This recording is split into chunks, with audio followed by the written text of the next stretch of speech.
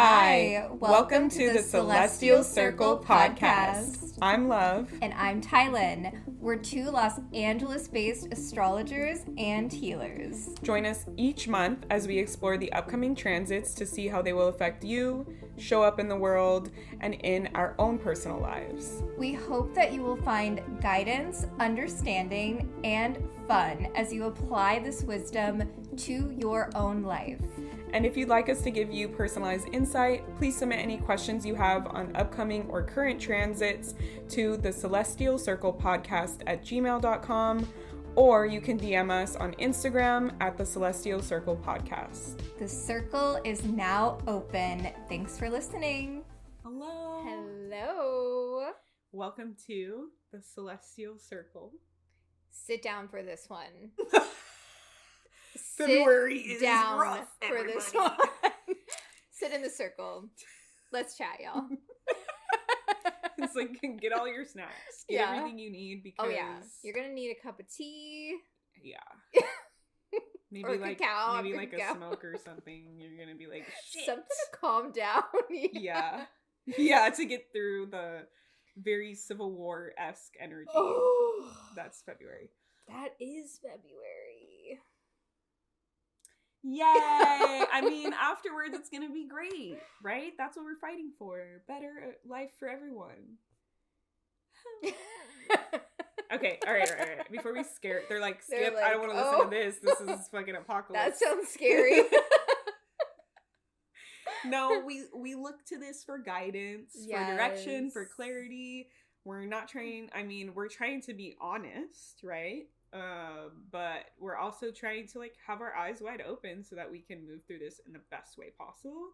100%. And Tylin has created little horoscopes for all the rising signs, so we can like give you more specific advice onto like this is how you can move through these certain transits that are really important in February. Yes. So let's dive in. Yes. This is a lot we're going to cover today. And we have 2 questions, so we're going to answer those as well. So thank you all for the people who wrote in questions. So do we want to answer that at the end before we do our tarot pull? Yes. I didn't get my tarot cards. Okay. Yes. Yeah. Let me get my tarot cards. Yeah, because we'll do the same format where we do all the astrology and then we do a tarot card pull at the end just for guidance for the month.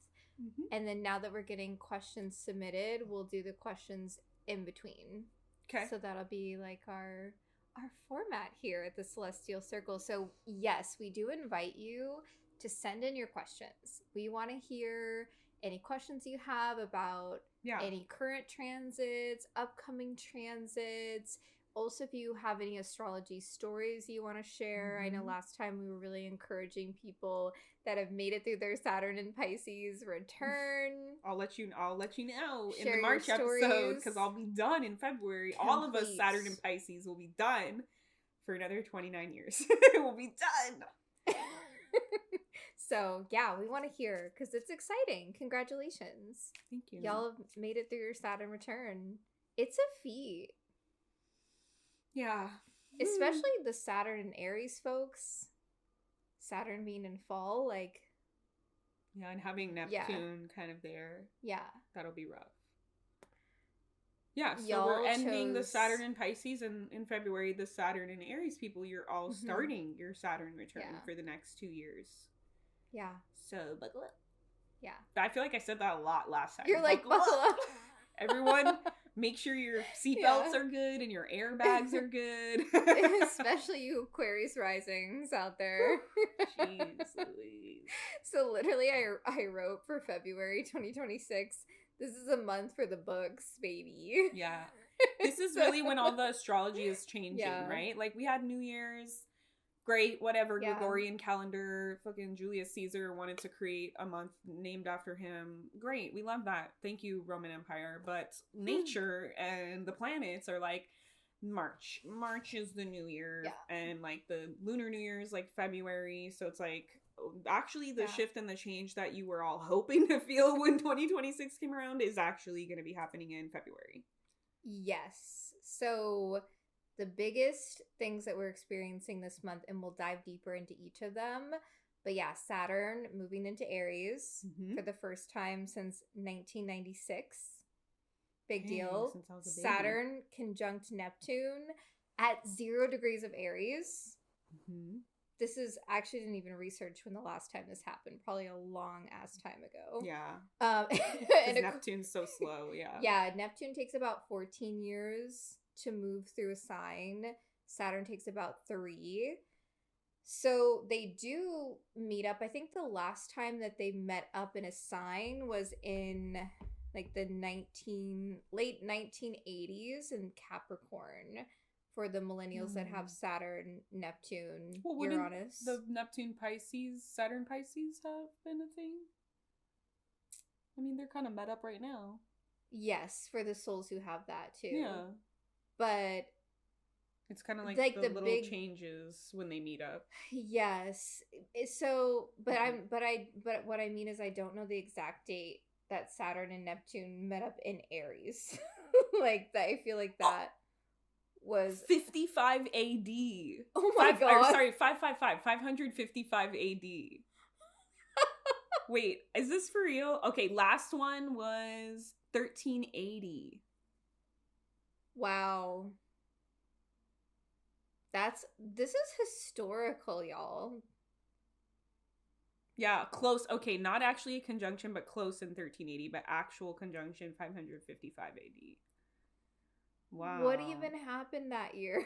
Like, what was going on? Do we have the history? Can I see the wall carvings? Do we have the accurate history? Damn. This is why I kept saying in the January episode 13 that we are moving into a completely new era. Damn. Like, we cannot fight it. This is what's happening. So the other big thing, the 3 big things, an Aquarius solar eclipse is happening towards the end of this month that is rewriting collective systems. So we're going to dive deeper into that lunation. There was a peasants' revolt because there were heavy taxes in England. There was a Corsican revolution. Wow. It's because, Saturn is the form, is the structure, and Neptune dissolves. The Russians defeated the Mongols. Damn. And that on top of Pluto and Aquarius, Uranus and Gemini, this is an era of revolutions. Dang. Wow. The also in China there was a change in their structure too. There was a purge of a chancellor that centralized their government under imperial control. A lot of the power, like grasping of the power, it feels. Wow. Okay. And a reorienting of power, right? A reorienting of authority and calling out authority systems that are unjust and operating out of integrity. What systems are unjust right now? We'll be here all fucking night. It's like this regime, this one. Like, I have been in so much grief. Oh. Like, when we talked about at the final window of the Saturn and Pisces and that collective grief. This has been so hard these past... I don't even want to do anything. I've been in, like, such deep grief and heartbreak, and obviously I am maintaining some sense of sanity to continue to offer healing, and because I love the work that I do. I love that I get to show up in that way. But, like, I'm not gonna lie, I've been sad. It's been really sad to see, especially because I grew up in the Twin Cities. That was where I grew up, and it's been really. I don't want to start crying. Like, I'm gonna stop. Rough. It is rough. It's like, this is not acceptable, and it is because of these systems operating out of unjust power. Do you want to come hang out with us, Jinx? Come here. Come be on the camera. Come here. Come here. Come on. Yeah. I'm like, I need an emotional support animal right now. I'm feeling all the feels of Pisces rising. Yeah. Just don't look into the microphone, okay?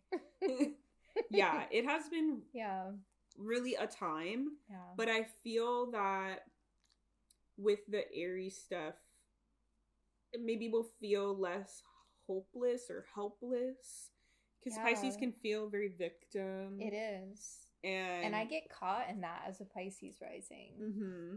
Yeah. And yeah, Pisces placements can get caught in that victim mentality and cycle. Yeah. And so I feel like with the Saturn in Aries, it'll be, and the Neptune in Aries, it'll be like, okay, yeah, I'm upset, but like, I have, like, let's fucking do something about this. Well, there's a fire with the Aries that's like the warrior piece, where instead of the sadness, it's like the anger. Mm-hmm. And then from the anger and the rage, let's create change, which is what Neptune and Saturn are doing together. Like, Neptune is dissolving the structures. Okay, sorry, I cut you off. Let's continue on the overview. Okay, so those are the big three things, and we're going to explore them deeper as we go into this podcast. But I want to just begin by February 1st. We're starting out the month with this huge, bold, big Leo full moon at 13 degrees. I feel like, I don't know if it's just, explain it to me if I'm wrong, but the past maybe more than 4 moon cycles, it's all been at 13 degrees. I know it's like it, travels kind of like a month type of thing, but I don't know if that's like significant. Because they've all been at 13 degrees? Yeah, the past few like lunations have been all 13 degrees. The one we just had was the late degree of Capricorn, the new moon. Yeah, the ones before that were 13. Then, was it 13? Yeah. I'm kind of like... Because that would make it a Aries degree. When was the first moon of... It was a...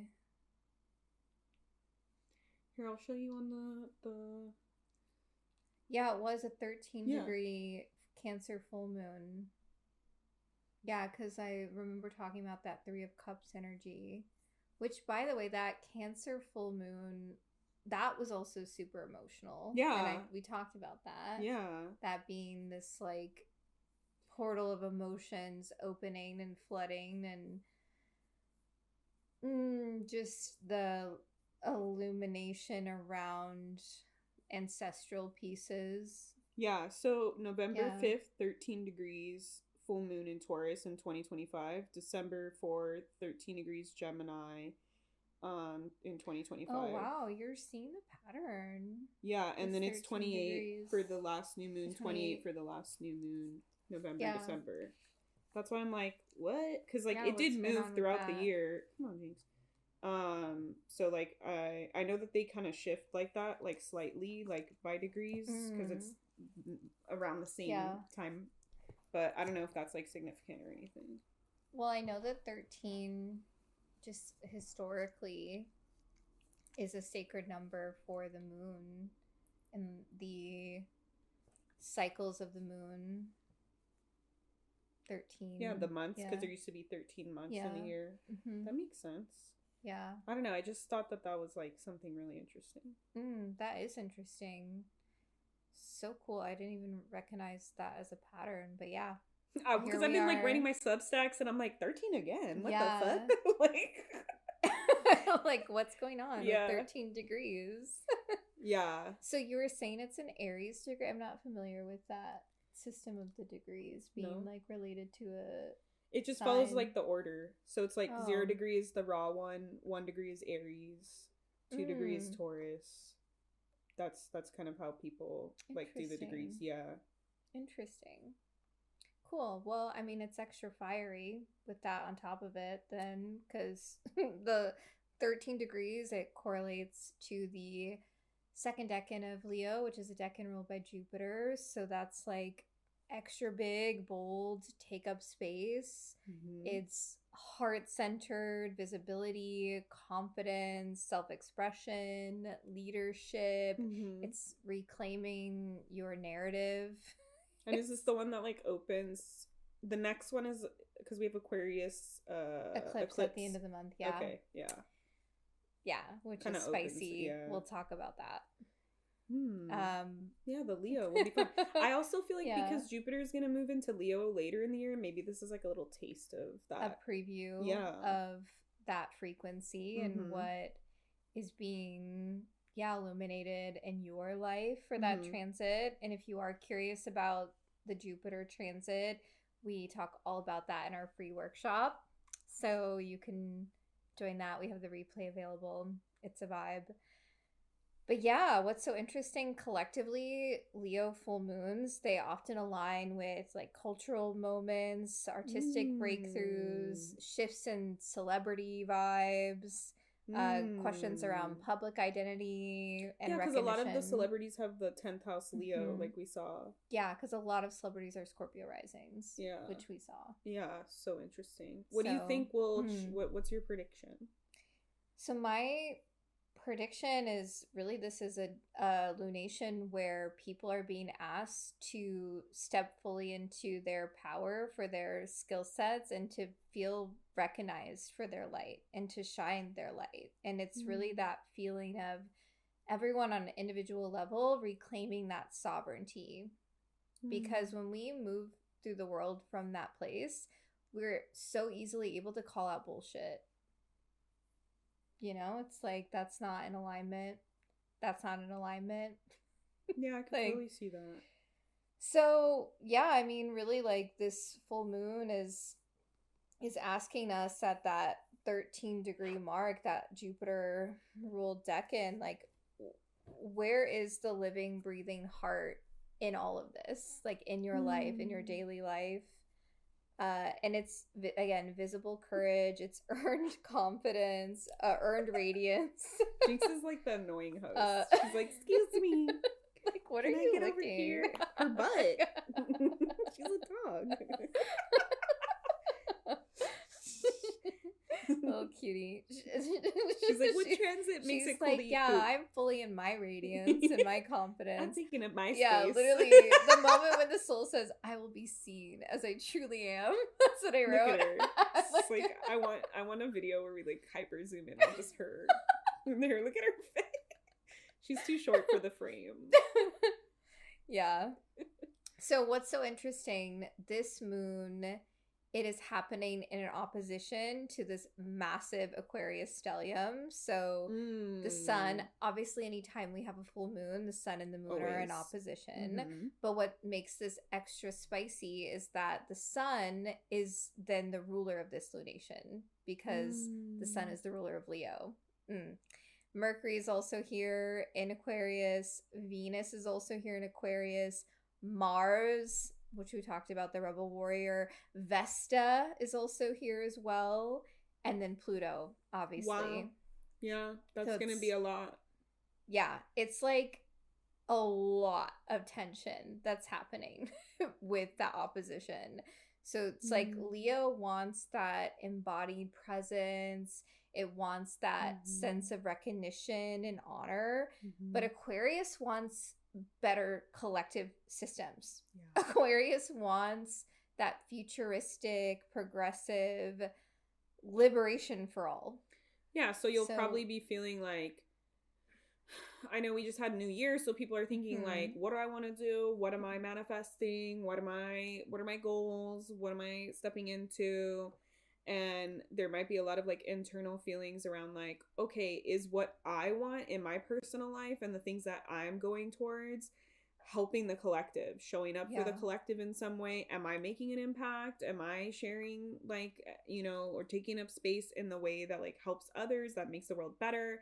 Like, we're really kind of like, what's your role in the revolution right now? That's kind of the vibe I feel. Yeah. So you might be feeling like, oh, I want to take up my space, but like, what's the point? Like, if everyone else is suffering in the world, like, that's probably going to be a common thing. Or you might be like the other spectrum of like, okay, yeah, like, I want to use my skills and gifts to like help out people. Like, I'm gonna do a like comedy fundraising show, like if I'm a comedian, or like I'm gonna write, you know, and like share my feelings and my vision and my thoughts around this if I'm a writer, whatever it is. You don't have to be like creative in that kind of way, if that's not your skill or whatever. Everyone has their own skills, but yeah, definitely feels like that's kind of the theme. Yeah. Also, like Aquarius energy is very rebellious, so yeah, Jinx is an Aquarius, so she had to chime in. She's having her birthday. That's an important transit. February 6th, everyone. She's gonna be 7. But yeah, I feel like Aquarius energy is like so rebellious. Like I'm already feeling it. Like this week I was like popping off on everyone. Like yesterday I was just like, I'm tired of all of this shit. Like I'm setting my boundaries. I have a 3rd house Aquarius, so that's the communication is Aquarian for me. In that way. But I feel like that in fixed rebel energy, we might be like saying our piece, setting our boundaries, like saying like, I don't care about this, I care about that. This is what's important to me. That's what's important to me. Like, we're definitely gonna be feeling that, and especially if it's like in regards to like you being able to be you, you being able to show up fully as you. 100%. Yeah, I love all of that, and that's exactly why I said that there's this quality with this lunation where it does bring up, okay, what are your innate gifts, and how are you then receiving aligned, heart-centered recognition for those gifts? And this is where it brings into play the Aquarius opposite, where it's like, how are you using those gifts to support the betterment of society? And why I said my prediction is like, it's going to be so easy with this lunation, with that light being so bright, to easily call out the bullshit, to be like, you're not in a place of true integrity. Jinx is like, yeah, she only does that when she agrees. Literally, a question I wrote for this lunation, what I was pondering is, can individuality exist without collapsing into narcissism? Can our collective evolve without erasing the heart? Because what I'm seeing on a mass scale, and this is why I've been so fucking sad, is we're living in a time right now where so many people are operating from a space where there's a lack of compassion. Like, how can you witness a murder right in front of your eyes and then go ahead and say, well, they were just following their duty, they were doing what was right? Yeah, like, I think we're too far gone in the individualism, right? Like, if it doesn't affect me, then like it's easy for me to just pretend that it doesn't exist. And there's a lot of like, I was gonna say something with Aquarius is like technology, right? So it's gonna be like our real human voices versus technology. And we might be needing to use our voice using our skills and our gifts, maybe pairing it with technology, sharing it on technology. We just had TikTok change ownership, and now there's a US TikTok that's going to be separate, so we don't even know what that's going to look like. By the time y'all are watching it, we'll maybe know a little bit more. But yeah, I feel like people are just, they're in this like I feel like with Pisces, with the Neptune and Pisces, because it's like the victim and the delusional, like we can just be, oh well, I can just buy into whatever I want. That's not real. Oh, I don't believe in that. And I feel like with the Neptune moving into Aries and Saturn moving into Aries, it's gonna be like, really? Like, is that really truly what you saw? Because I didn't see that, and I'm ready to have a conversation about this. Exactly. And we can be fully expressed in our individuality and utilize that individuality to support the betterment of humanity. Like, that option exists. It's not you versus me. That's, people think like, oh, if finally all the immigrants are out of America, then our quality of life will be better. And it's like, that's not the problem. Like, no, the problem is your fixed belief systems, which is a shadow side of Aquarius, and the unwillingness to put yourself in someone else's position and someone else's shoes. And that's the Leo compassion piece. It's like, think about other people and their life and what they're feeling and what they're going through. And that's important and it matters. Yes. Because we, like I said, with the Aquarius vision that I have, we are all a part of this tapestry. We are all humans. We are literally one species. Yeah. Study anatomy. Right. And that will enlighten you. Well, it's also like we all decided to be here at this time, alive on Earth. Yeah. Together. Like, we are not separate. As much as I don't know someone's name who lives in China. Like, but I know that I'm still here and I share this Earth with them. And I need to be mindful of that. Like, it's not the me show. Yeah. You know? Like, it's the we show. Yes. So we're going to be feeling a lot of the me versus we energies for that lunation. Yes. But then we also have to be mindful of when the we is in these rooted systems that are not for the betterment. And that's what is being exposed because it's not heart-led. It's not heart-centered. Yeah. If the we doesn't make space for me and me and me and me, then it's not we. Yes. You know? Yeah. Like, if your system is excluding one person, it's not a system that's inclusive and it's not a healthy system. Literally, I wrote, this full moon exposes where people feel unseen by systems.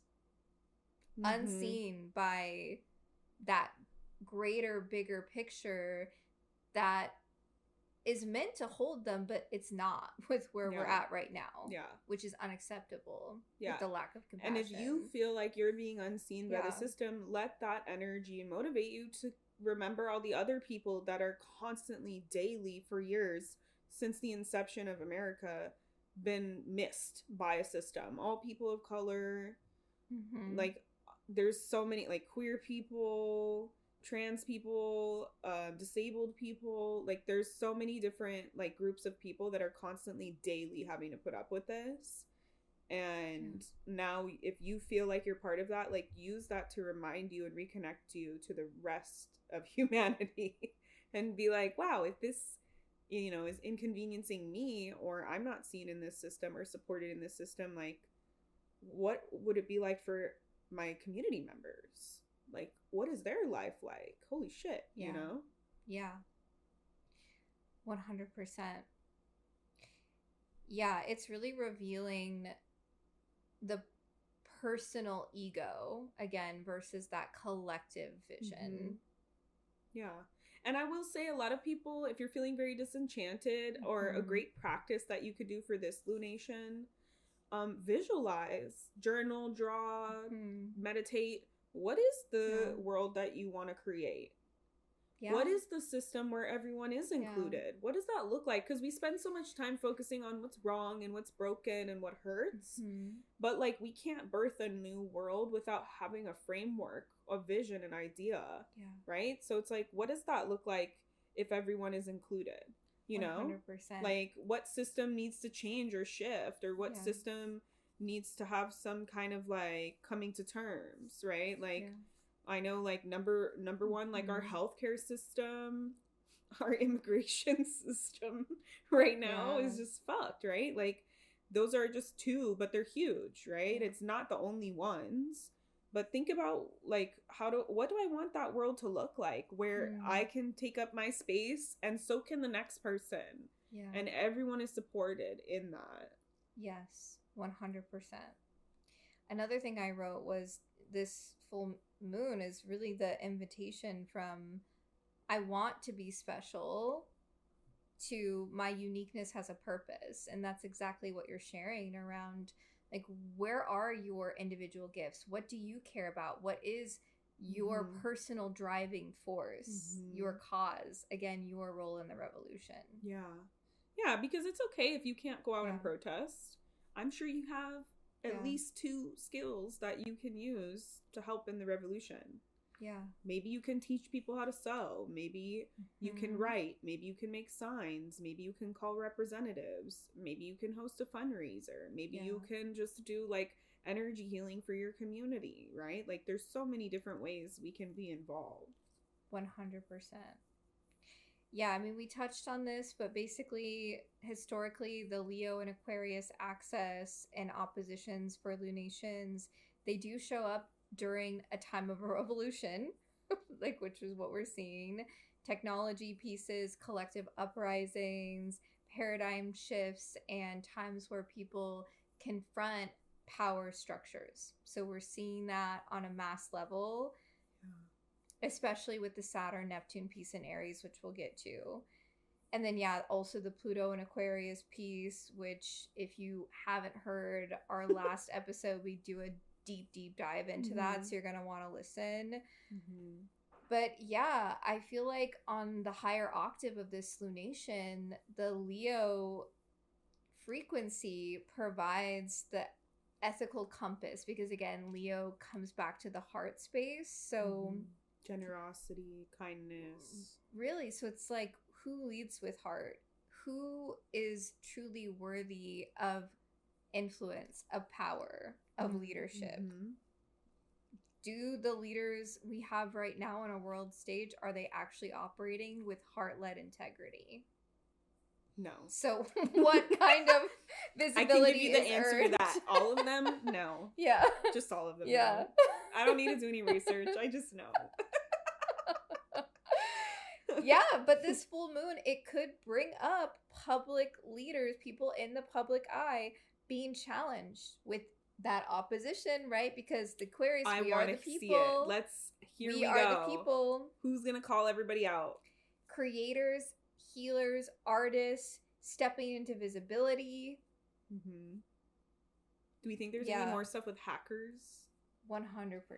I low-key feel like the main war will be digital. Like, we need more hackers to just be like, all of your profits are gone, corporation.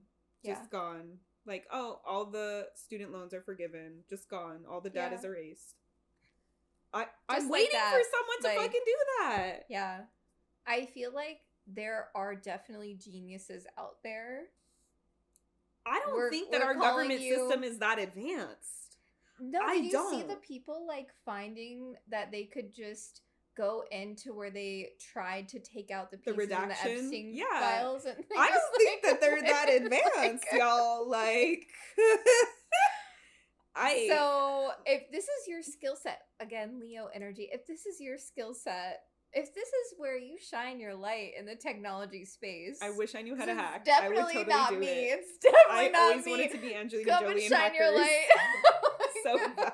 I love that movie so much. So good. Oh, watch Hackers if you want to be motivated, and then watch V for Vendetta. If you've never seen V for Vendetta, this is the time to watch V for Vendetta.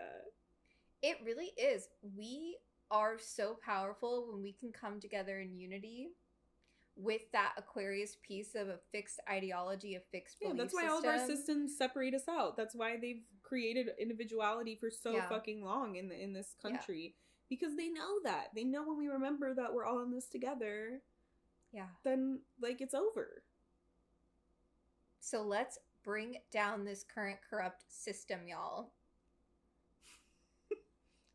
That's why February, I'm telling you, like, we're just on February 1st, and I have a lot more to share.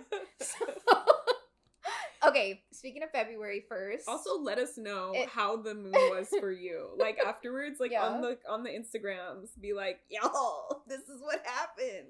Yes.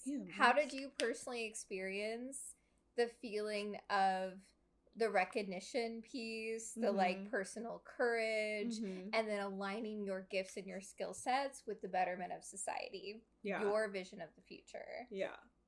We want to know. So February 1st, in the turning of the wheel, this is Imbolc. So we're also celebrating Imbolc with Bridget and the sacred flame. So this is where we celebrate the returning of the light. So it's that first stirring where we're starting to feel the sunlight coming back, and we'll see a point where it's an equal when we reach the spring equinox. That's when we have equal between the light and the day, but it's sort of that marking point of, oh, the light is returning. So Bridget is the goddess of sacred fire, poetry, healing, making weapons. So that's also on February 1st? February 1st. So that can be like good like activities, what you just said. Poetry, healing, fire magic, getting a energy healing, book some kind of healing, and then blacksmithing, maybe like creating. I'm like, just try blacksmithing for the first time. In general, in the first place. You could also Google how to make a Bridget cross, which you just use leaves, and it's super simple. I mean, I am not someone that's that artistic. I can knit, and that's like about as far as I go. I do all of the creative hobbies. I do everything. But that's also something that I know a lot of people love to do, because the cross is really a deeper ancient symbol of the 4 directions and the 4 elements. Yes, let's take a pause here. I wish I could have a little pop-up that's like, did you know? Like MTV fucking like, the cross was co-opted by you guessed it, if you're watching at home, the patriarchy, the Catholic Church. I feel like I'm like the what is that one lady when she's doing like the meme with her cooking show? She's like, if you can't conjure your own flames, store-bought's just fine. I love that meme. I think it's like Ina Garden or something like that. But okay, so I'm probably wrong. But yeah, like where we got, it's the 4 directions, the 4 elements is what it represents, and it's not, if you look at it, it's not as elongated as like the Catholic one. Yes. Got a jinx here. Okay.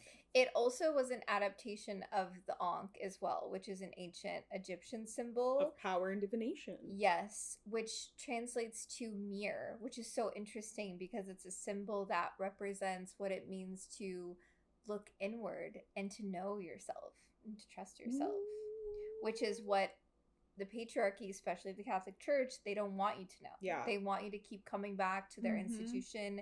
They don't want you to find God or source within your own vessel. No, they want you to follow the directions. They want you to ask your like priest or whoever's the head of your church for the answers. But not too many questions. Otherwise, they'll just get frustrated with you. Then you're a sinner. I'm not Catholic or Christian, so I don't speak from. I speak from like, I don't know what the fuck goes on in there. But you don't want to know. It's my partner went to Catholic school, so literally, I know y'all have bonded Frankie about that. Yeah, he has some intense ass trauma. I was like, you can just wear your boxers around the house, and he was like, what? That's illegal. And I was like, it's so. You pay rent here. You live here. He was like, what? I'm like, God isn't gonna come in and be like, put your pants on, boy. Like, Jesus. Yeah. Hijinks. Yeah. So, Imbolc, Bridget. That's what I love about Bridget. As like a goddess, she is so multifaceted that she just has that quality about her where she's just fearless. And she's willing to like go around naked, just like in her wildness, but then she also has the side of her that's very artistic in the poetry, and then she has a side of her that's the healing, and then she has a side of her that's the warrioress, and Bridget is a badass. Literally, speaking of the Catholic Church, they could not stop her worship. They could not stop that goddess worship, so guess what they fucking did? They made her into a saint because they couldn't stop her worship. Is it just called Saint Bridget? Yeah. Oh, okay. Yeah. So she's a badass. Yeah, and for those curious, she's part of the Celtic pantheon. So if you have Celtic ancestry, I would highly recommend exploring this as a practice for yourself. But if you don't, it's not a closed practice, so you could still partake in it. It's not like you're doing something inappropriate that will anger the gods. Yes. So. Yeah, when I'm speaking about Imbolc, I guess I should have prefaced with that. I'm speaking about the turning of the wheel, which are Celtic celebrations that the church, the patriarchy, has taken a lot of them and twisted them, right? Like Christmas is Yule. Easter is spring equinox. Yes. Yep. Yeah, there's a lot of them. Yeah. It's really frustrating. So Samhain is Halloween. Yeah. So yeah. But yeah, I love that this Leo full moon is also occurring on Imbolc because it really is an invitation to accept your inner radiance, like accept your inner light. That's what Imbolc teaches us. during this time where we are experiencing the light returning back to the earth, to return back to our own inner radiance and our own inner light. I feel like Imbolc, when I think about Imbolc, I think about that meme where it's like, she was a fairy, and it's like people like dancing and shit. I literally have that painting. You've seen it at my house. Yeah. Yeah, literally. She's the fairy that they're talking about. It's her. Hi, hello. I am like such Bridget vibes. Also, your name is kind of like fairy-esque. Yeah. Thailand the fairy. Because I'm so multifaceted. Like, I am a poet, but I'm also like a courageous activist coming on here to speak about these things. And I'm also a full-blown healer. And, you know, like I have these different parts of self. So I love Bridget, and I love this time of year. And yeah, something I was writing about for like what Bridget teaches us is your light is not for this like spectacle of like, everyone look at me, like give me attention. Like your light is for that frequency of warmth, of that heart-centered connection, similar to what we were just like talking about for the Leo full moon. Yeah.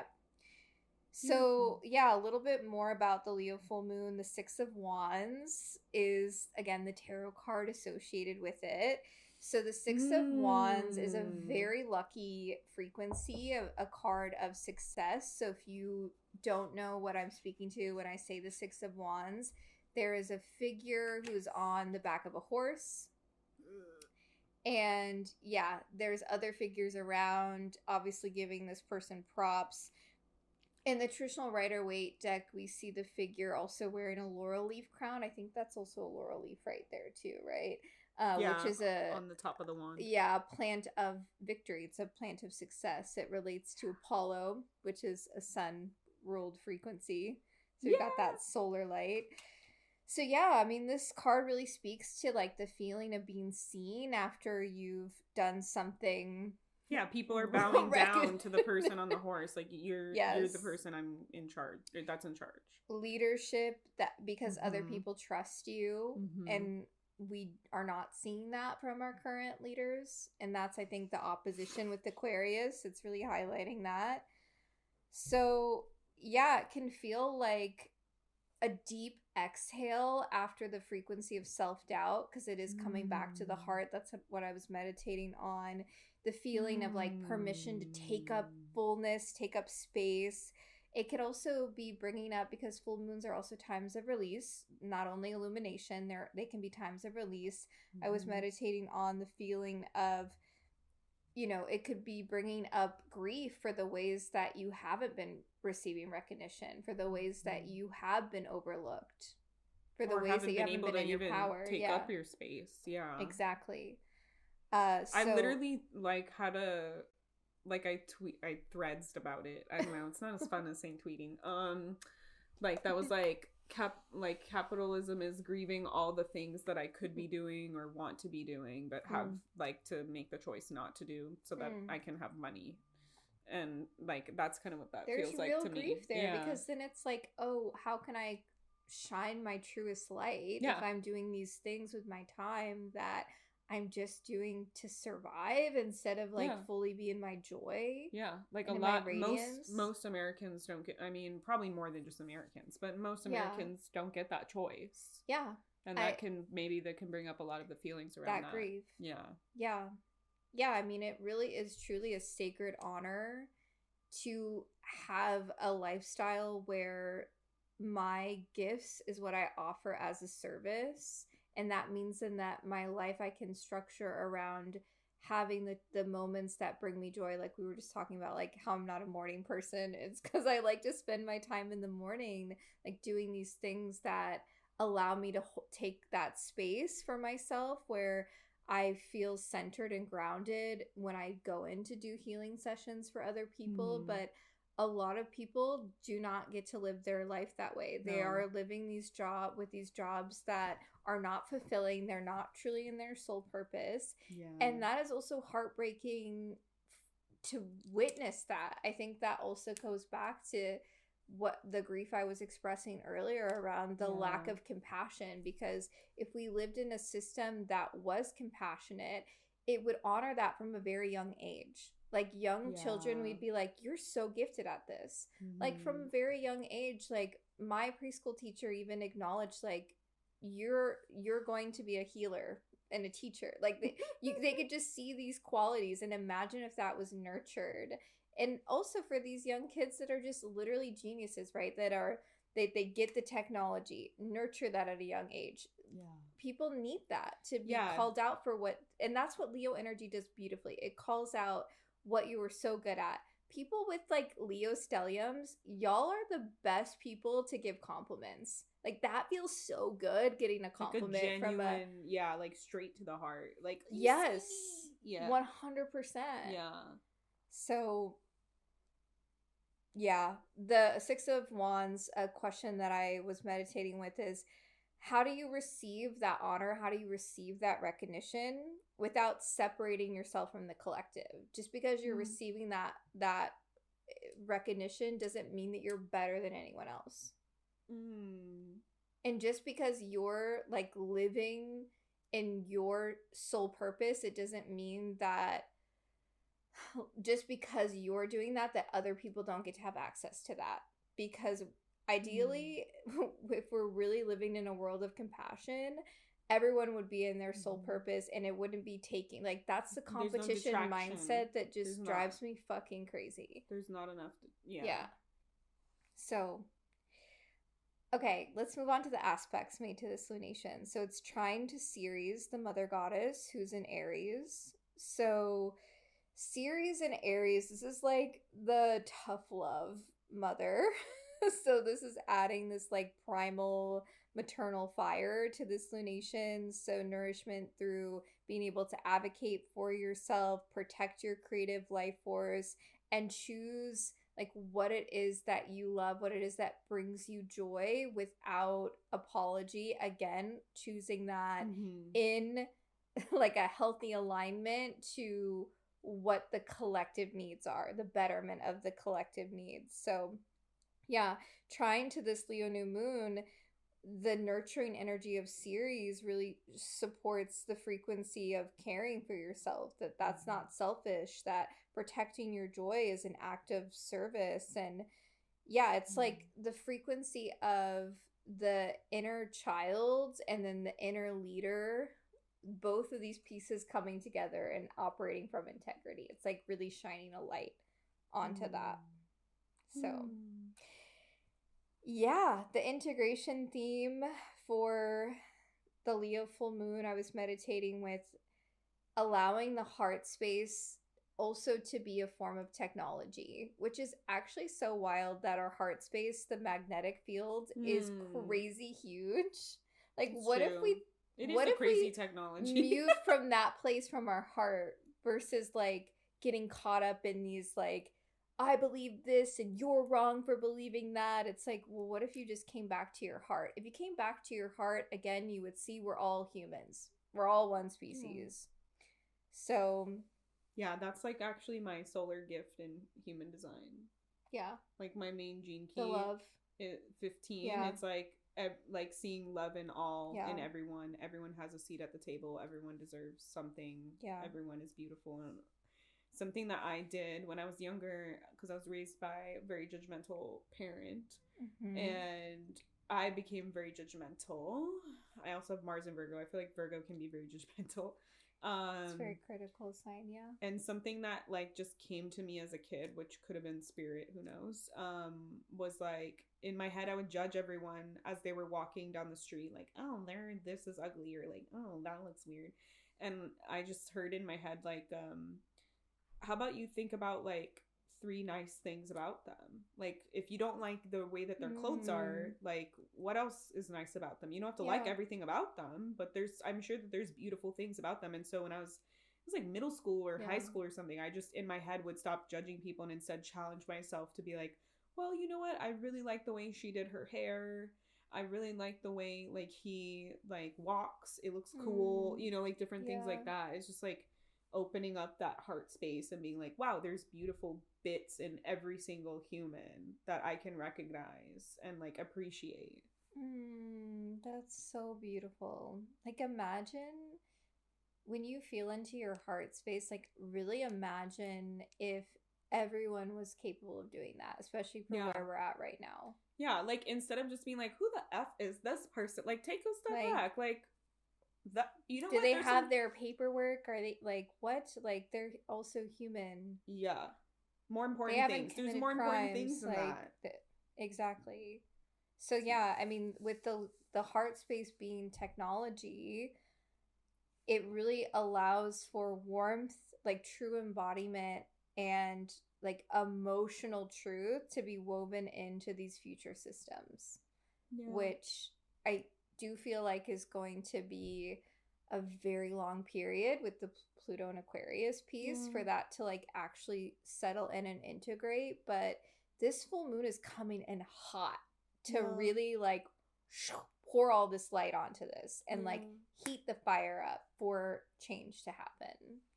So I see it as like molten. It's like the structure is bronze that we have, and like this is like melting it back down again so that we could reshape it into something else. Yes. That is also the Saturn and Neptune piece, right? The Neptune is like taking away the form of the Saturn and then reorienting it. It's amazing. Yeah. I love being psychic. Yeah. So some questions for this Leo full moon just for everyone, and then we're going to get into every rising sign. But some things you can ask yourself is, are there any places where you have dimmed your light for the feeling of belonging? Where you've like dismissed your own truth just to belong? And I also challenge you as a second question for that. Like, was it worth it? Did it work? Hell no. Did you feel like you belonged? Or did you just feel like they wanted that version of you? And you had to keep keeping that version of you? Because that was something I worked on last year, was like being more myself and like getting over the fear. And it was like the more I pushed myself to do it, I was like, literally nobody cares. Or people would be like, I love, like I would see like people, oh, I love like how you bring this attitude or this, take up this space. Yeah. Like it's really like very nice. It's like, oh, I don't have to keep like pretending and masking. Like I can just be fucking weird. Okay, great. Yes, we love it. Yeah. I think that's how you create aligned friendships, right? Because like, yeah, I'm also weird as fuck. Like I feel like we're on that same wavelength where we're professional psychics, professional healers, professional intuitives, like doing these events, and that's how you find your people, and that's the access of the Leo and Aquarius. It's not by hiding. 100%. So yeah, where has my individuality matured into a form of leadership? What flame am I devoted to protecting? And how can my visibility serve collective healing? I feel like that's something we keep circling back to because it's huge. Your radiance matters. Your light matters. Your compassion matters. Yeah. Okay. So let's get into everyone individually then, because I'm calling you out. This Leo full moon's calling you out. So let's do it. Okay. So yeah, the Leo full moon shows us where, abundance, recognition, and heart-led leadership are ready to be received. So Aries risings, we're going to start with y'all. So Leo is in your 5th house. So this Leo full moon is lighting up your 5th house. A lot of creative energy. Opposite to Aquarius in the 11th house. So yeah, this full moon is illuminating your creative fire, joy, self-expression, and the connection to your inner child too. So you may be receiving the recognition for your creativity. Maybe you're putting out a creative project and you're receiving the recognition for that. You may be receiving recognition for what we were just talking about, where you're just showing up as yourself. You're in your authenticity. Yeah. And your willingness to lead from the heart. So you're getting recognized for that. And then the Aquarian opposition is asking you, well, how does your joy like feed the community? The same question we keep coming back to. And this is really important for you, Aries risings. How does that creative expression flowing through you serve the greater good? Serve humanity? So this is about letting yourself like fully shine, allowing your creativity to serve the community. Mm-hmm. Anything you want to add for Aries risings? No, because that's aligned with like the stuff we were already talking about, because Aries is the order of the wheel, so it's like all the things. They're good. Taurus rising. Hello.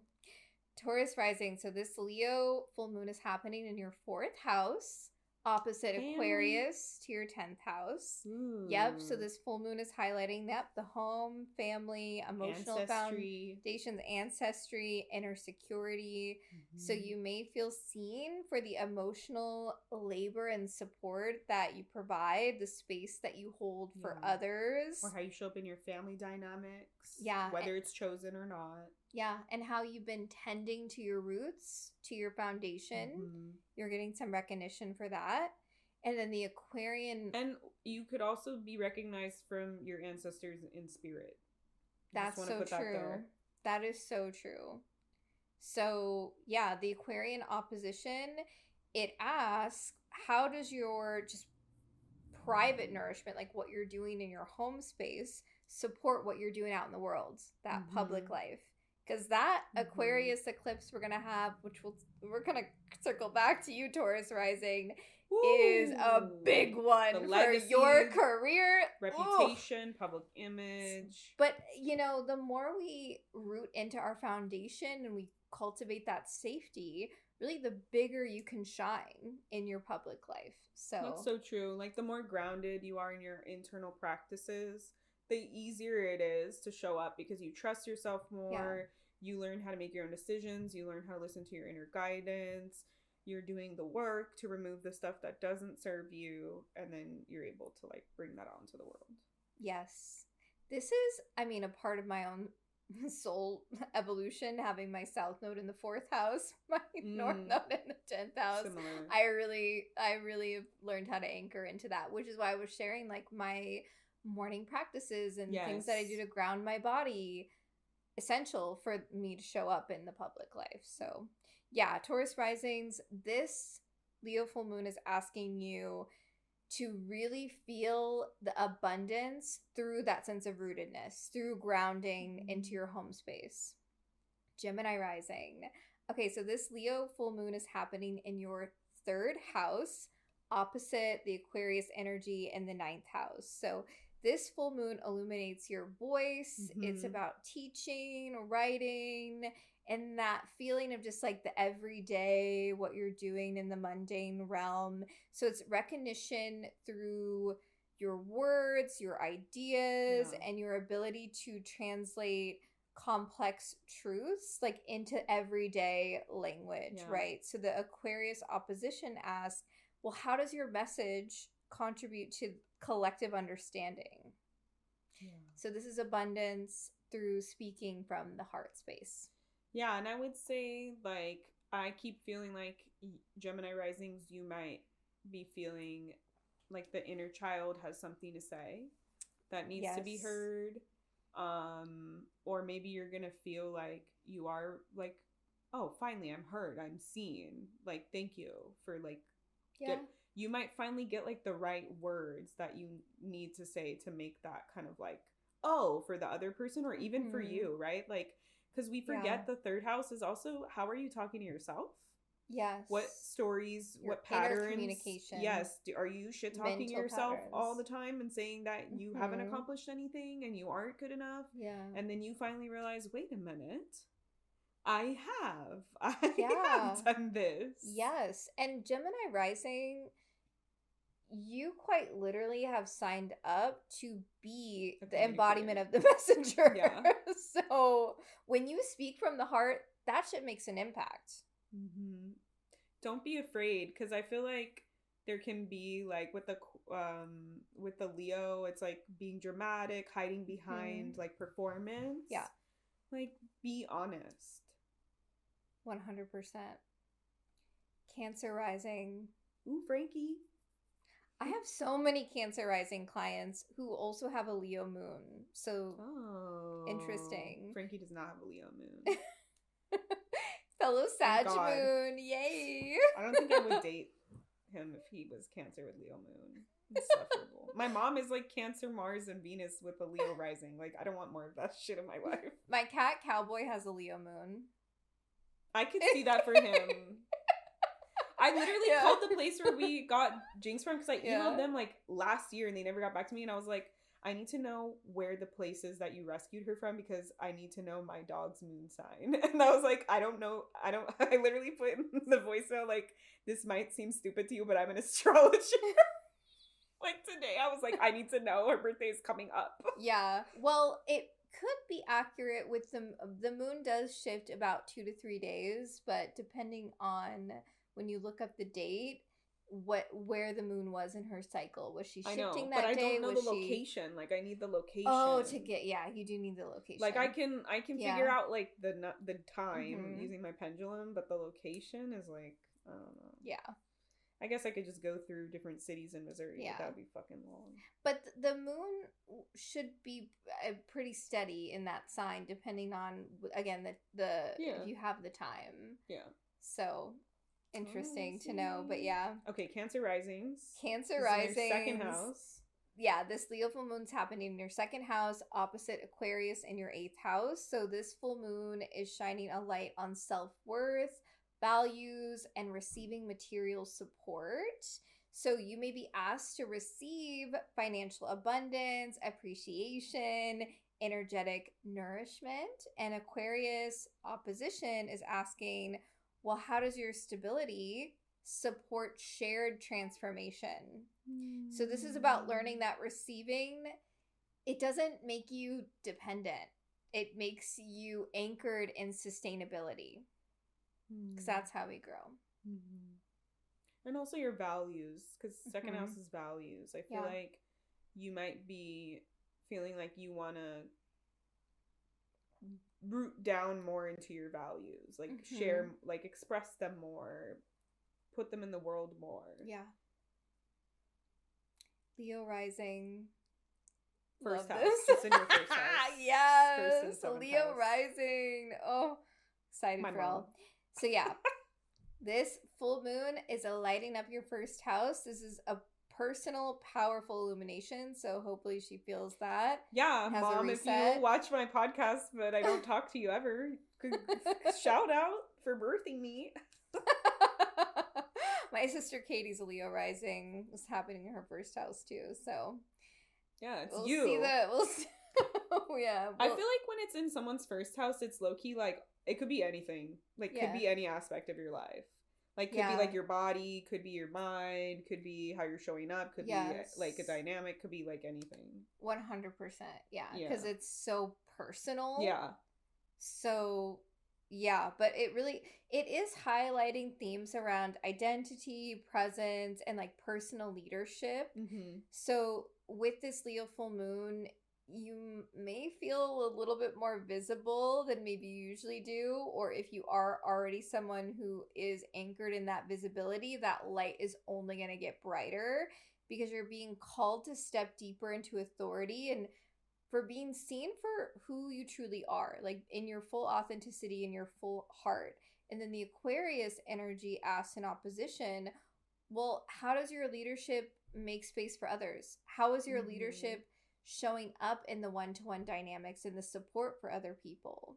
So this is abundance really through embodied, like connecting to that embodied sense of self, like who you truly are. You're not just taking up space just to take up space. Like you're doing it for a reason. Yes. Virgo risings, this Leo full moon is lighting up your 12th house opposite Aquarius in your 6th house. So this full moon is illuminating the unseen work that you do spiritually, emotionally, and energetic frequencies that are happening here with this 12th house. So recognition may come through inner peace, the release of old burdens, and through a deeper sense of spiritual clarity, because that 12th house connects us to the realms beyond the physical. And then the Aquarius energy asks in opposition, well, how does your devotion to healing support your daily life, support your daily practices, support your daily rituals. Yeah, you might be having subconscious stuff coming up that you're like sorting through and sifting through, maybe like a memory from childhood or something around you taking up space. You might also be having like a lot of dream stuff coming up. These messages coming through more so in your dreams. Obviously, if you're like smoking, it won't really come up in your dreams. I was just thinking about my Virgo rising person that I know smokes, so I was like, they probably won't have that. But yeah, maybe more subconscious. Sometimes I feel like the subconscious stuff, like it feels like this like looming thing, but you're like not quite sure. You're just like, something is like, I feel an emotion, but I can't connect it to something. I'm just feeling this thing. And so like take time to explore that. You got to go in isolation, basically. It's a house of like surrendering and isolation in order to solve that. And I'm just saying this because I know the Aquarius eclipse is coming for me in my 12th house. So I'm like... Yeah, so... Like, yeah, you might need to take a beat. Like, do some journaling, do some reflecting. Yep. Maybe put intentions before you go to sleep to receive that message in your dreams. Yep. Yeah. So yeah, with Virgo risings, this Leo full moon is abundance through that rest, through the surrender, and through awakening deeper trust. Leo rising. Okay, Libra rising. We already did Leo rising. Libra rising. So this Leo full moon is happening in your 11th house, opposite your Aquarius 5th house. So this full moon highlights community, it highlights friendships, collective vision. So you may be seen as a connector, heart-centered, a leader within group spaces, someone who brings warmth to community. And the Aquarius opposition is asking, how do you stay playful and creative also while serving the collective? So this is abundance through shared joy. Yeah, like weaving your gifts into your performance, your spotlight into like making a difference. This to me feels like creativity with a subtle message like weaved into it or something like that, you know? Yes. Because Libra risings, inherently y'all are embodied in your creativity. Like Libra is artistry. Libra is aesthetic. Libra is beauty. So this Leo full moon is just highlighting how your art is impacting the community. Yeah. Or just your like creative presence. Because I have a friend who's a Libra rising and like she's like, I'm not super like creative in all those ways, but it's like maybe how you dress, how you're showing up, like when I say art, it's not like physical art, it's artistry. People think that they're like, oh, I know, and it's like, okay, like, this isn't capital A art. Art can be anywhere, anything. Yes, I would say that my healing practice is art, like the healing arts. Yeah, it could be like your food that you make. 100%. All of these things are valid. Yeah. So when people say they're not creative, I'm like, That's our greatest gift as humans. Yeah, I have a whole Substack where I wrote that. Literally, our creativity. That's what we have that the other species don't have. Otters can build dams, so can we. Yes. Okay. We're going to move on because we got a lot to talk about. We're still just on February 1st. So It's going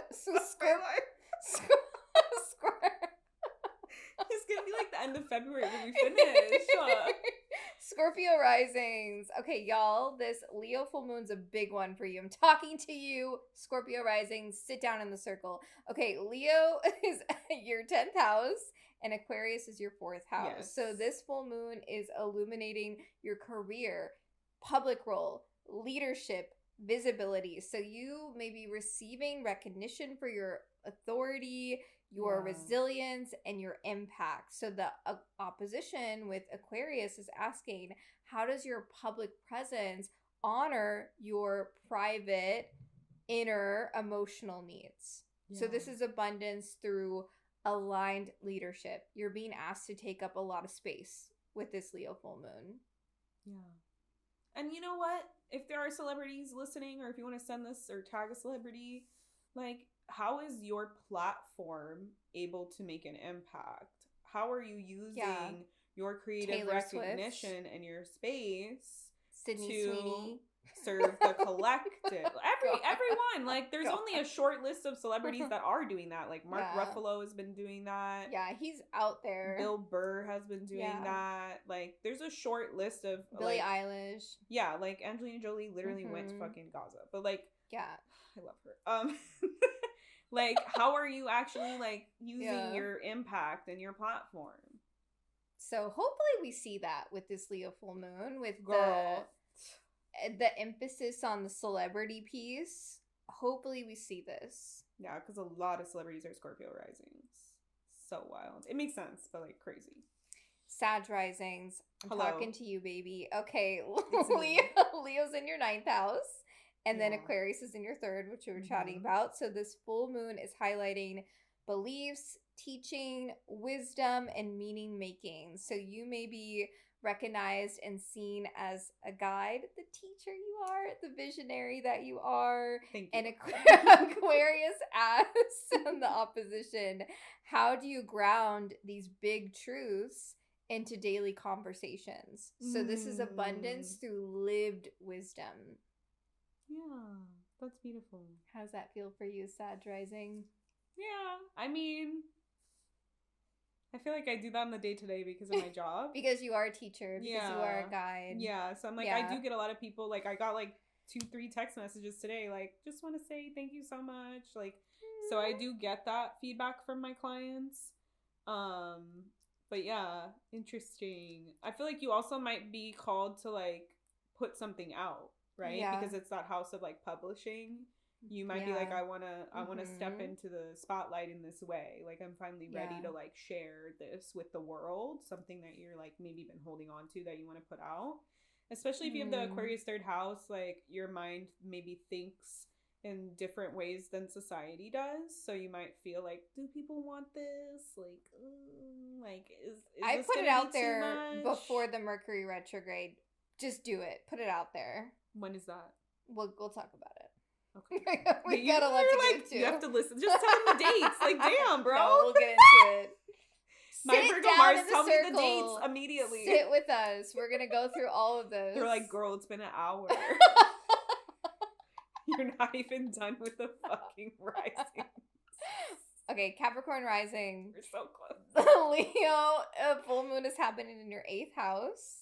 And then the Aquarius opposition is the 2nd. So this full moon is illuminating shared resources, deeper levels of intimacy, and energetic exchange. My brain was like sex with a ghost. Like spooky. Listen to our 2025 recap episode if you want some tea on that. Oh yeah, I did have sex with a ghost, low-key. We're just teasing all of our new listeners here. Okay, they're so like, you may what be... the fuck? These people have sex with ghosts? So you may be asked to receive support.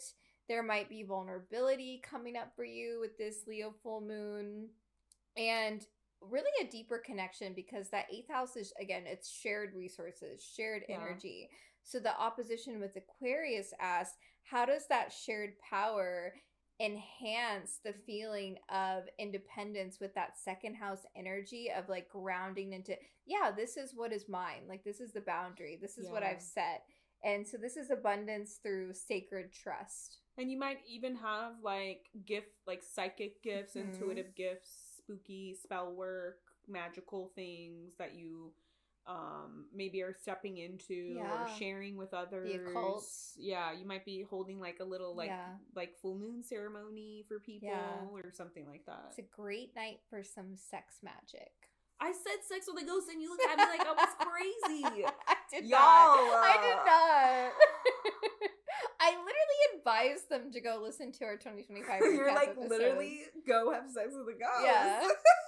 Well, I mean, be discerning, because when we did that episode, it was like, some of these ghosts have STDs. Come on. Did you not know who it was? Like, we're gonna do one where it's just like all like wild shit, like chaotic shit. It's like I recommend having sex with a lot ghost. to spill. I mean, your sun in the 8th house, my Jupiter ruling planet in the 8th house. We got a lot of taboo stuff to share.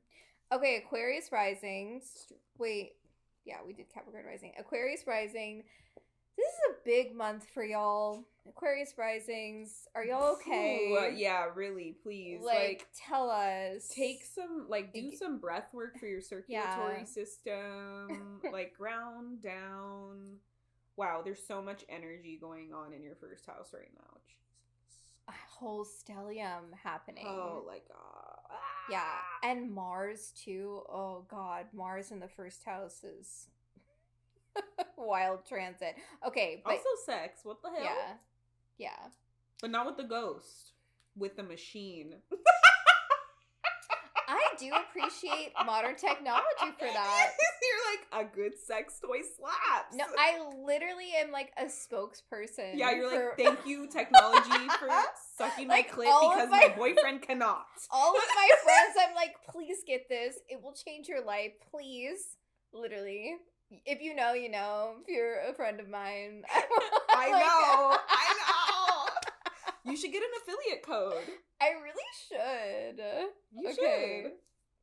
I'll look into that. Next episode, use the affiliate code link. This will change your life. Pleasure practice. Hello, Jupiter 5th house transit. Okay. Aquarius risings. We're going to come back to you. So this Leo full moon, obviously, it is highlighting your 7th house. Mm-hmm. And then Aquarius, your first house. So this full moon, it's highlighting relationships and how others experience you. So you may be seen clearly by others, like in your full authenticity. And the Aquarius opposition is asking, how does your individuality thrive in partnership? So this is abundance through that feeling of, they see me, they recognize me, I'm being fully myself, and I don't have a mask on, I don't have to hide, and I'm appreciated. And you might be having that conversation. Like, that might come up around the full moon. You might be like, yo, I'm feeling unseen. I'm not feeling recognized. And then they might be like, oh, yeah, you're right. Yeah. You know, after some time, after their ego calms down. Okay, Pisces risings. Call yourself out. Yeah. Save the best for last, okay, right? All right. Okay. I'm just soaking in that Leo full moon energy. I am special. Okay. No, have your really, moment. Pisces risings, okay. We are special, y'all. Like, we are the most rarest rising sign. Or there's nature just created a balance by making less of you. I don't know. Because we're so magical and enchanting. Oh. Imagine a world where there's hella Pisces rising. And victimy. Ooh. Some of y'all are not magical and enchanting. You just live in a magical world. You're enchanting yourself. Yeah, we do have a pattern of escaping. So there's a real housewife that's very Pisces. The Saturn transit through our first house, that really brought us to reality, right? Pisces risings, right? Yeah, rejoice as well. You also are getting Saturn moving out of your first house. Yeah. Just as I'm finishing the Saturn and Pisces fucking Saturn return. Oh my God. We will collectively rejoice in the streets. Maybe. Collectively? Oh my God, could you imagine all these Pisces risings coming together? They just we would literally go into a Fae portal. Like, all of us.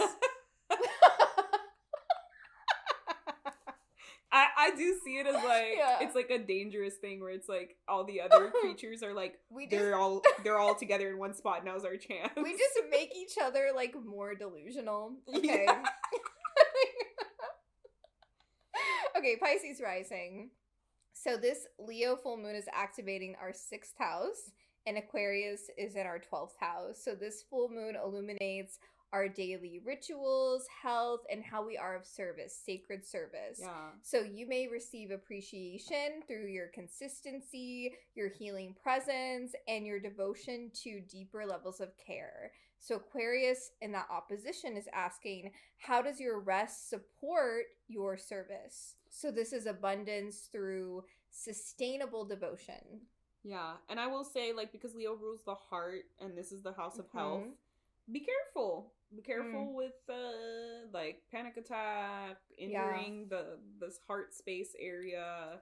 especially with what we were talking about earlier, where there's so many people doing jobs where they're just, their heart isn't in it. Yeah. Pisces risings, our work, we need to have fun doing our work. Like, that is literally a requirement. It needs to be fun. It needs to be a place of joy. Or just like you have like a sense of purpose or compassion. Yeah. Some reason. Like, yeah. I feel like Pisces is like very connected and wants to feel connected to whatever they're doing. So that was a lot for this was February 1st. Now we're going to move on to February 3rd. Oh, next time I'm going to write this. This is so much. February 3rd. So we have Uranus moving direct at 27 degrees of Taurus. Ooh, that's fun. Mm-hmm. So we're getting ready for that swap in April. Yeah, we'll talk about that later. But yeah, it's interesting, the Uranus stationing direct, because it's related to financial systems, food supply, agriculture, environmental sustainability, resources, and how technology impacts the physical world. So we'll see what comes from. And we'll Uranus be getting those last direct. few degrees will be like these last lessons, because we've had, like you said, how long is it's like 14 years, 20 years, something like, what is it? 14 years, right? It's similar. That's Neptune. Uranus is like 7 years. 7 years? Yeah. Okay. So think about the past 7 years. Yeah. And what you've been learning, especially if you have Taurus placements, or major houses for Taurus in your life. Yes. Like, what have you been learning here with Uranus expanding and contracting, awakening, changing, creating that sense of like stability through constant change? So that directness, you might feel like, ooh, I'm back in that like flow or in that lesson or whatever that thing is. Yes. So, yeah, I mean, we'll see what happens with breakthroughs and sustainability and just like shifts in the financial realm and like food and just the material world, because that's what degrees. Taurus really rolls over. And at those final anaretic degree, I mean, like, what's gonna happen with the Earth? Like, because Uranus likes to shake things up, but earthquake. We'll come back to that. Let's keep cruising. Let's keep my cruising. Emergency kit. So February 6th, all the way until April 13th. We'll have Mercury moving through their sign of fall, Pisces. Hello, speaking to you as a Mercury Pisces. This is the mind of the dreamer. And the reason why this transit's happening for so long is because Mercury's going to be moving through a retrograde period. Yeah. So this is a very spiritually charged Mercury retrograde cycle. Because it's only the last happening one was in Leo, one side. Right? The last one that we had was in Sag and Scorpio. That's what it was. Yeah. That one was pretty intense. The Scorpio, Yeah, that's when I was doing a lot of revision around temple radiance, and I was very clear. I was like, I don't want to sign the lease for my year-long office space until Mercury moves out of shadow. But I was doing a lot of like that reorienting and visioning, because that's what Mercury retrograde periods are really meant to be, is a time of deeper reflection and really going inward. And because if you go outward, it's probably gonna get fucked up or ruined or messed up or misconstrued or whatever. And especially Mercury in Pisces, where Mercury is in fall, because the mind already misunderstanding. And the mind is attuned to the cosmic, oceanic consciousness. Yeah, it's like big. It's hard to focus. It's like trying to talk to like a hippie on drugs. Like, they're just like, oh, your skin is so beautiful. And you're just like, girl, like, are you going to get in the car and move? Or like, I'm waiting for you to leave the venue. I am so grateful that at least because I'm a Pisces rising, I have Mercury rejoicing in the first house. Because every planet has like a house that they rejoice in. Yeah. And to the ancients, they would say that having Mercury in your first house is like having your hands at the helm of your life ship. So while Mercury's in fall and I do sometimes have that spaciness and that dreaminess, it's what makes me an intuitive channel. Like that, so you can connect to more things. But then I also am able to be grounded in my voice too, where I'm not always like so far out. Like I can be, all right, we're here. But yeah, definitely I would say the Mercury. So it's moving February 6th into Pisces. When does it go retrograde? So we'll drop into the retrograde cycle.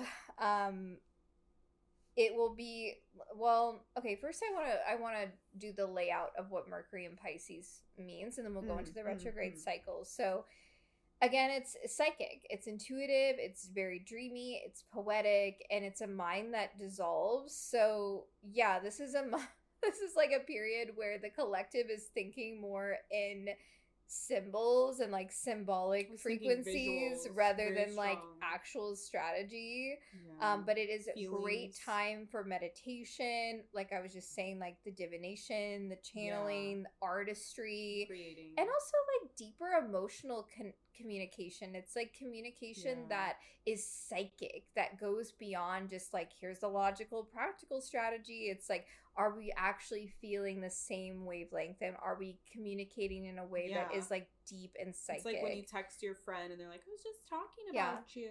Because the boundaries with Pisces doesn't exist. Oneness. It's like, it is. Which that I also think people will be wanting to speak on behalf of the people that don't have voices. I feel like that will be a big piece. A lot of feeling, the collective feelings, wanting to communicate about that, wanting to spread like messages or art or creativity around that. Kind of goes in a good way with like that when we talked about for the full moon, that visual of like the world you want to see, like the Mercury Pisces. It's like, I want to talk about that. I want to be in spaces that are creating that are birthing it, that are making space for that. 100%. So look out for like the synchronicities, right? Of what you just said, of like, I was just thinking about you, and then the friend texted you, or you get a sign with an angel number, or like your favorite animal. Like the synchronicities are gonna be wild for this Mercury Pisces period.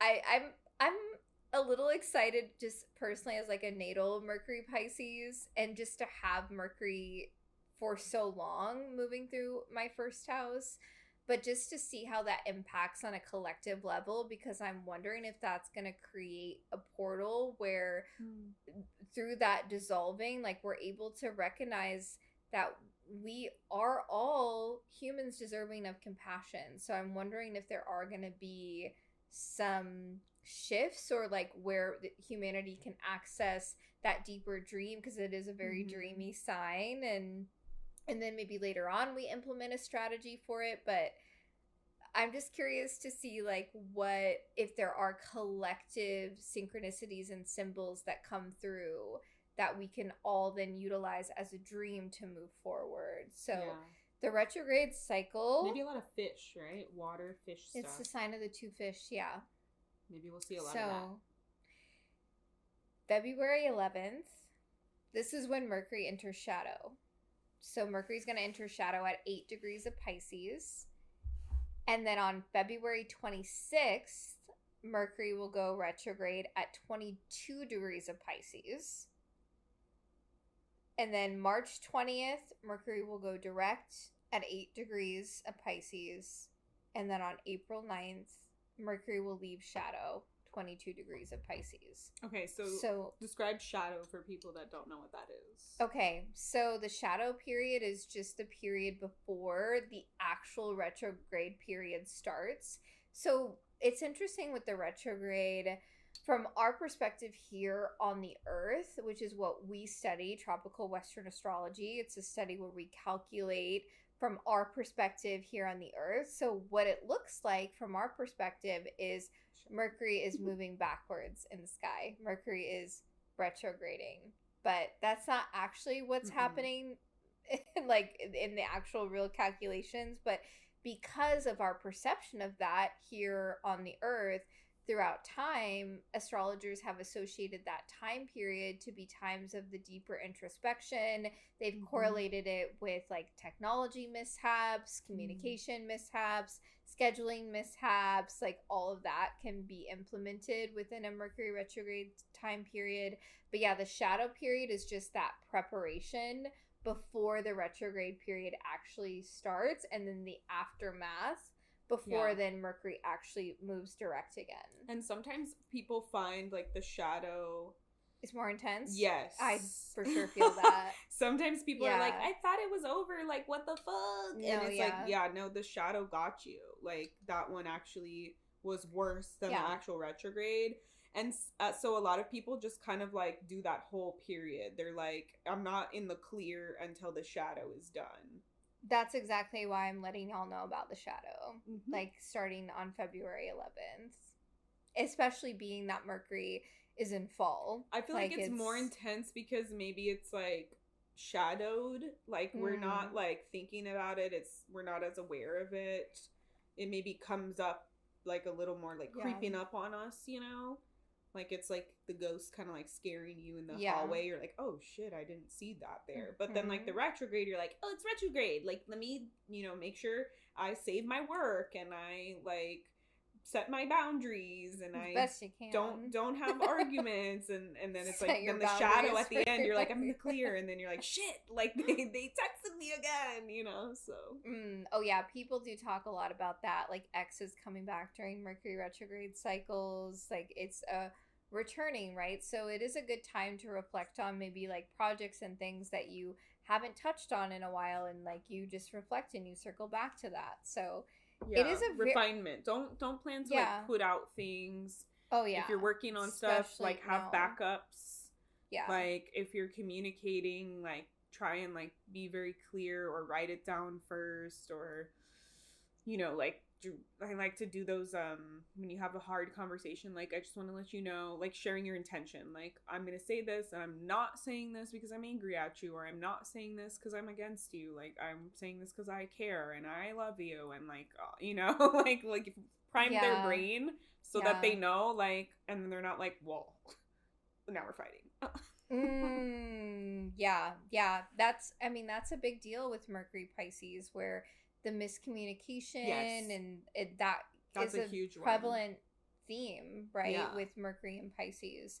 But it is also it's very rare that we have a Mercury retrograde cycle that happens in just one sign, because typically it'll retrograde back into another sign, and then the fact that it's happening all in Pisces is just it's a big deal. Like I'd like for y'all to think about it as a magical portal opening instead of like something that's like, oh, Mercury retrograde. It's like, how can you take time to go inward? How can you take time what can you divine from this? What can you create from this? Yeah.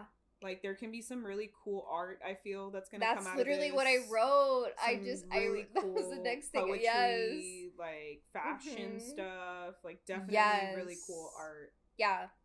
I literally wrote that, an artistic renaissance. Yeah, because imagine like you start creating it when Mercury is direct, and then like you refine it when Mercury is in retrograde, and then when it goes direct again, you can put it out. Like, that can be a great kind of like process. Yes, I love that. I feel like there is going to be such beautiful art that comes from this transit. So we'll see. I was also reflecting on, because of that spiritual energy that Mercury and Pisces brings, it might bring through past life memories if you allow yourself to go into that meditative trance-like state. We're having like dreams and things that very vivid. On a collective level, I'm like, what would it be like if we brought back these ancient practices where we would go into trance-like states and receive messages? Like that at its core is a shamanic practice. It is ancient. And what happens when the collective returns to those roots? What are people going to see? What are people going to heal? I feel like that would take a while to calibrate, because if you're in a trance, it could still be your like conscious, like your ego, your subconscious filtering through. And with the Pisces, it might be like, I saw like a flower. And but you're that's like, I the don't thing fucking with know what that Pisces. means. We also, being a Mercury Pisces, I am a translator for divinity, and divinity speaks that way. That flower, I know, but like if you're just starting it, you're not gonna get it. You're gonna be like, what? Like, I don't get this. And that's okay if you don't get it. I want to put that out there. It's okay if you don't, but allow yourself to go into those experiences and open yourself up in that spiritual capacity. Because this transit, it's available for that spiritual language to flow in. I try and do a trance when I'm an acupuncture, because you have to like lay on the table for like 15 minutes, and I just like, they turn off the light, and it's just like the red light, and I try and like leave my eyes open and like disassociate, but then like I always blink right before I get there. I don't know how people leave their eyes open for that long.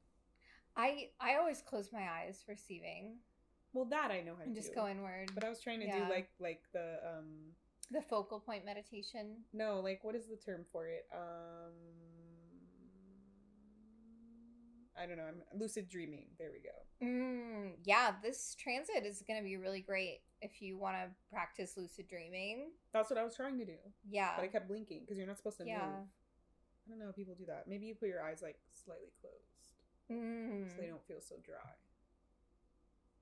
I'm going to try that. I also feel like this Mercury retrograde could bring up the themes around the victimhood consciousness, but then also like the surrender and the trust piece that Pisces invites us into, that we're all walking a divine path. And like, how can you just surrender and trust that whatever is happening is like meant for your highest good, is as like horrible it can be to like be in that feeling state, but how can you like really reclaim your power through trust? So I feel like a lot of crying, a lot of emotions. I literally wrote that emotional release, oceanic emotional release is what I wrote. I keep seeing like people just like trying to speak on TV and just crying, or maybe it's like social media or whatever, but I know it'll be really emotional time for me personally as a Mercury Pisces. But we'll see what art I come up with. You have to bring it for show and tell in the March one. I literally have a poem I wrote that is all about being Mercury and Pisces. Maybe I'll share it on the pod because it is. Oh. You're like, now that y'all were in my realm for a little bit. Yeah. How did it feel? Okay, this next transit I'm stoked for. February 10th through March 5th. Venus. I love this. Venus exalts in Pisces. So we're going to have this transit of like beautiful sacred romance. More motherfucking art, bro. I love it. It's so sweet. I also just love a Venus first house transit. Also the fashion for Venus. Yes, I wrote that. Fashion Venus. Yeah. For Pisces, excuse me. Pisces loves like prints.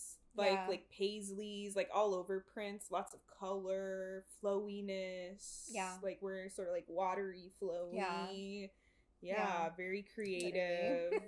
Just like unique, like I don't know. I only have Saturn in Pisces, so I'm not really like in that kind of, it's not my fashion, but it's kind of cool. Like, definitely like mixed of like textiles and prints and colors and different silhouettes and things. Yes, it is definitely time for that beauty. And you know, in her sign of exaltation, she really brings up these themes of just like unconditional love, like true empathy, like spiritual intimacy, like the deeper levels of creativity, forgiveness, like mystical beauty. So I'm really excited for how this transit might soften like the period of like Saturn and Aries. Like how it might just be like, okay, like there's like a little bit of a softening and a compassion moment happening. They're sister signs. So it's like, I feel like it's like do it and then like, but do it with compassion. Do it, but like create the message in this beautiful way. Yes. So, I mean, historically, Venus in Pisces, it aligns with, like, artistic breakthroughs, collective compassion moments and movements, and spiritual unity. So, I'm seeing a vigil, so I don't know if someone's going to die. That's really sad. Yeah. I feel like we're already seeing people dying. I mean, yes, but I mean like more really big and sad. That's like I don't want more people to fucking be martyrs. Like we don't need this. We have enough fucking martyrs to know that it's wrong. It's gonna coincide with the last couple days of Saturn being in Pisces, because Saturn moves into Aries on February 13th, and then again Venus is moving into Pisces February 10th. So we'll have a little bit of that. Yeah. So, and then remember I said it's going to be like a collective grief process and release. So, but that can be nice, like the structure and then the creativity or the beauty piece like together. Okay, so we're professional yappers. That's why we have a podcast. So sometimes that means that the episode goes on for like over 2 hours. So, a lot of times it means that. So even the Alexa agrees. So we decided to cut this episode into 2 halves, pausing it here, and we'll pick up right where we leave off next week. And so come back and listen to the rest of the episode next week. Thank you for listening to the Celestial Circle podcast. We are eternally grateful to have you in our cosmic community. Make sure you subscribe to our podcast wherever you listen. That way you'll be updated whenever new episodes drop. Please leave us a review and share with your friends so that our circle grows. The circle is now closed. Bye!